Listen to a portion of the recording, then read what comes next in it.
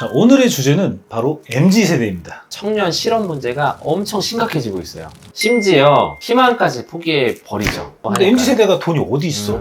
그러니까 해가지고 네, 일단 시작했으면 여러분들 퇴사를 하시고요. 먼저 내세요.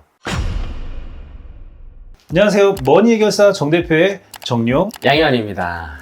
자, 오늘은 조금 민감하면서도 핫한 주제에 대해서 이야기 한번 해보겠습니다. 자, 오늘의 주제는 바로 MZ세대입니다. 많이들 아시겠지만 MZ세대는 밀레니엄 세대와 Z세대를 묶어 부르는 표현인데요. 여러 가지 모습들이 있겠지만 MZ세대의 대표적인 모습들은 우울감, 무기력함, 빈곤일 것 같은데요.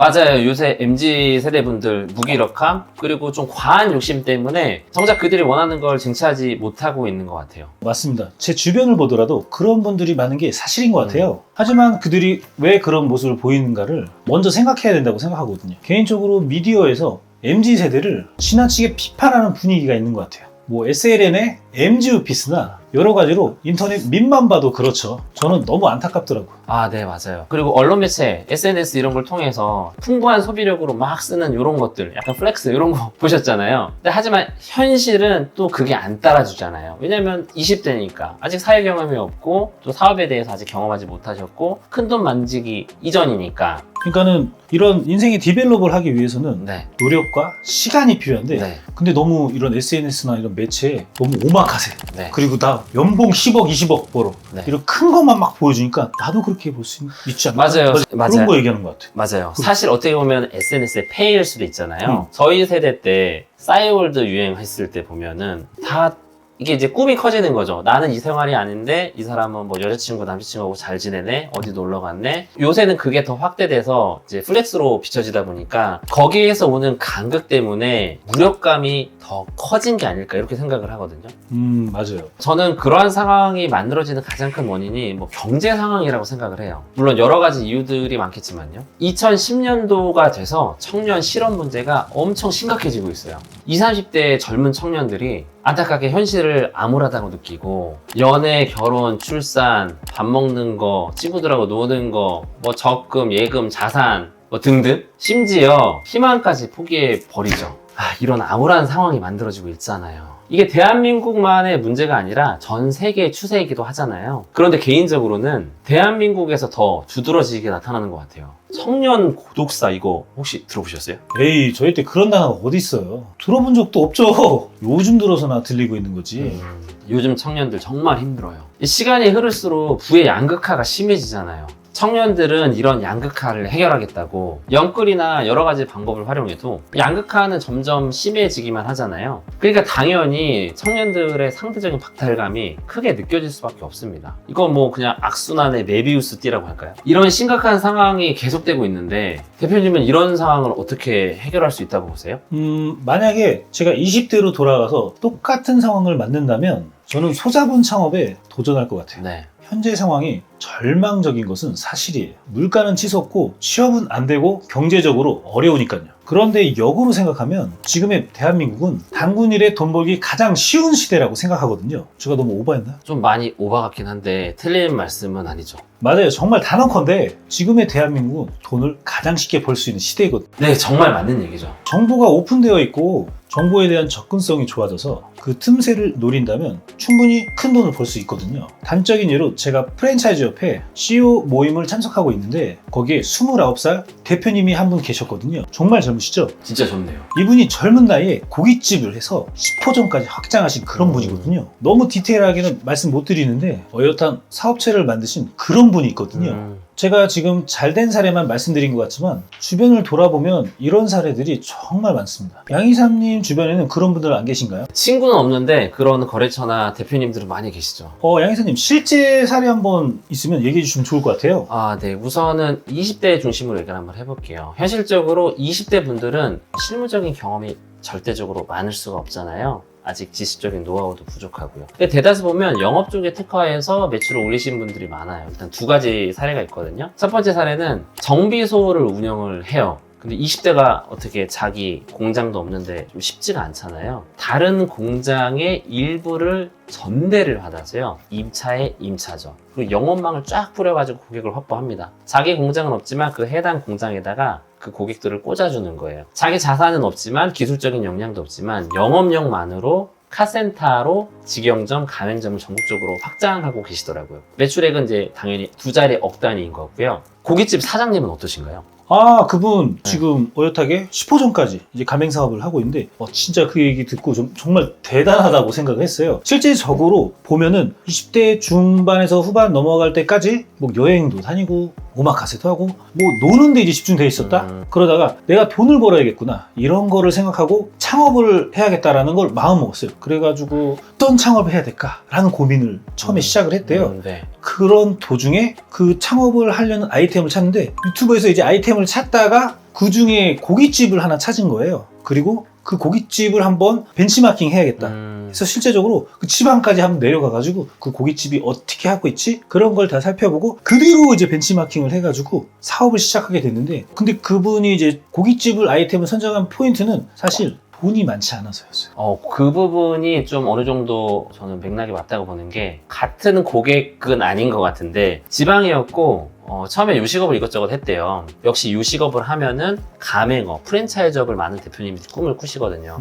일반적인 식당을 운영했는데 가맹을 하기에는 한계가 많았대요. 왜냐하면 요리하는 사람이 달라지면 그 맛이 달라지거든요. 그런 것들을 이제 여러 가지 뭐 한식, 뭐 서양식 등등 하다가 가맹업을 20대 실패를 했다고 하더라고요. 시설비 다 태우고요. 그 중에서 택한 아이템이 고기 뷔페였어요. 왜냐하면 양질의 고기만 제공을 한다면 A 식당, B 식당, 어느 식당에 간다 하더라도 가맹 점주가 다 다르다 하더라도 맛이 다 똑같잖아요. 시스템을 구축해 놓은 거죠. 그런 식으로 지방 그 대구였나? 대전이었나? 그 도시에 8개인가 9개 정도 구축을 했더라고요. 근데 그 당시에 코로나가 왔었거든요. 그리고 나서 사업을 피보팅을 했거든요. 사업을 이제 변경을 한 거죠. 어떤 사업으로 변경했냐면 아무려면은 코로나가 오니까 잘 나오지 않다 보니까 도시락 사업을 했어요. 그 도시락이라고 하면 당연히 상권이 중요하겠죠. 아파트 대단지 뒤에다가 조그만한 반찬 가게처럼 차려놓은 거예요. 당시에 한식도 했고 고기 뷔페도 했고 하면 요식에 대한 지식이 있었고 그 고기 뷔페를 운영을 했기 때문에 그 사장님은 대표적으로 식자재를 싼 값에 많이 소싱할 수가 있었어요. 남은 거 가지고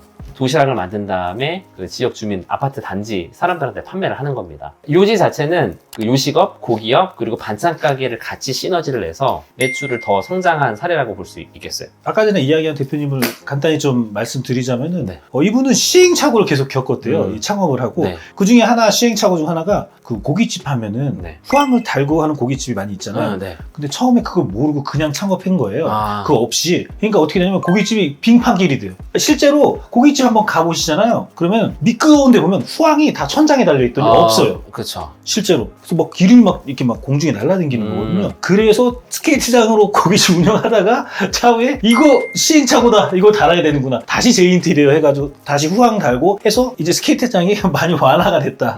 라고 하더라고요. 그래서 고깃집을 하면 후황이 괜히 있는 게 아니구나. 네. 이런 시행착오를 겪으면서 업데이트를 해서 지금 10호점까지 늘려가는. 그리고 고기 있잖아요. 이거 어떤 고기가 맛있지? 해가지고 고기를 여기저기 뛰어가서 처음 고기 썰어본 거래. 원래 고기를 썰어본 요식업에 대한 지식이랑 경험도 없는데 그 시행착오 다 겪어가면서 10호점까지 늘려가고 지금 맨날 보면 인사하거든요. 저랑. 그래도 그렇게 단시간 내에 그래도 나름 빨리 성장할 수 있었던 이유는 업종 자체가 고기 쪽을 택했기 때문에 그런 것 같아요. 고기 아니면 그렇게 단시간에 쉽지 않거든요. 맞아요. 맛이 다 달라지니까요. 맞아요. 고기 아이템을 선정한 이유가 그 이유고 그리고 돈이 많지 않아서 왜 일반적으로 우리 프랜차이즈 창업하려면 상권 있는데 가려면 1억 5천에서 2억 있어야 되고 막 그러거든요. 그렇죠. 기본 권리금 뭐 장난도 많이 치고 근데 하니까. MZ세대가 돈이 어디 있어?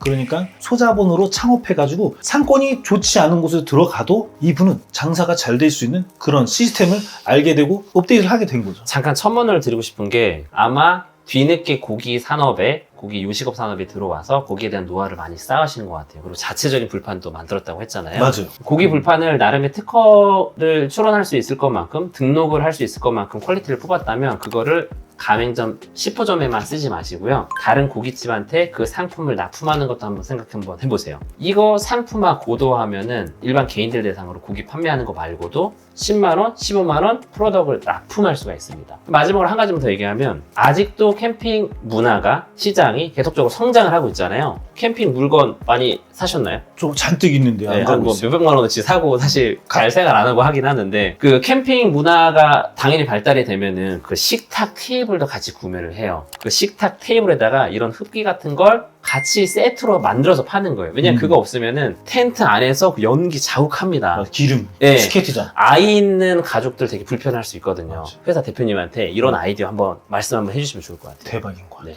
B2B, B2C로 그 불판을 판매를 할 수 있는 거죠. 일단 자리에서 일어나서 뭐라도 해야 돼요. 정말 일하고자 하면 일거리는 끝도 없거든요. 아프다? 그래도 일어나세요. 귀찮다? 그래도 일어나세요. 일단 뭐라도 시작해야 인생이 달라집니다. 지금까지 도전하지 못했다면 지금부터 하면 됩니다. 나아가겠다고 결심하는 순간 달라지는 거예요. 정부에서도 그런 청년들을 위해서 좋은 정책들을 준비해놨어요.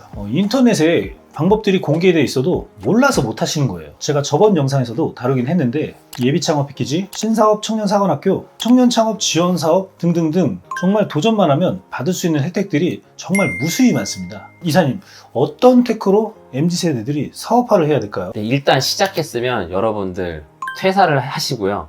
사업자 먼저 내세요. 그럼 일단 여러분들은 출발선 상에 쓰게 된 거거든요. 그리고 그 전에 구상해냈던 아이템으로 1억짜리는 아니지만 1,000만 원, 1,500만 원 이런 지원 사업들 많이 있습니다. 그거를 선정을 받으세요. 경쟁률이 너무 낮아서 신청만 하면 나오는 사업들도 있어요. 여러분들 시드머니 그 정도면 충분히 확보 가능합니다. 그거 통해서 작은 성과라도 만드세요. 고객 한 명이 돼도 상관없고요. 정말 작은 시제품이 돼도 상관없습니다. 그걸 통해서 다시 한번 더 큰 4천만 원, 5천만 원짜리 도전을 하시고요. 그 돈 가지고 또 다른 프로덕트, 서비스 같은 걸 또 만드실 수 있어요. 당연히 어떠한 성과가 나올 거고 조그마한 매출도 발생될 겁니다. 그거 기반으로 다시 1억짜리 자금 테크를 또 가시는 거예요. 이런 식으로 눈덩이처럼 불어나게끔 하는 방법이 있죠. 쉽게 받을 수 있는 그런 정부 지원, 거의 신청만 해가지고 조금만 내용만 채운다면 받을 수 있는 걸 받아서 그 다음 단계로 넘어가야 된다. 맞아요. 그러니까 핵심을 요약을 한번 하면 정말 100% 아이디어, 나 아무것도 안 하고 PC에서 사업계에서 잘 썼어, 이거 선정될까요?는 없습니다. 요즘 세상에 다들 그렇게 하고 있기 때문에 100% 아이디어만으로는 정말 힘들고요. 아이디어를 짰으면 그걸 구체할 수 있는 뭔가라도 액션을 하셔야 됩니다.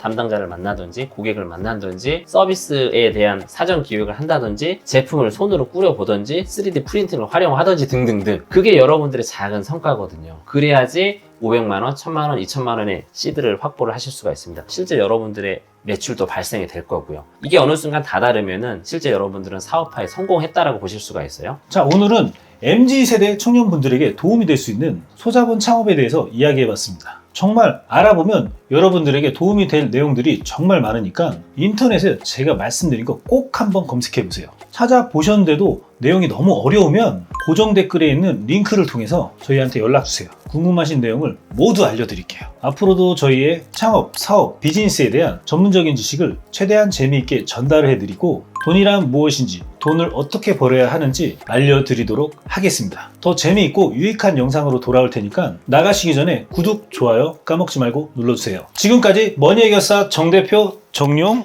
양희환이었습니다. 안녕.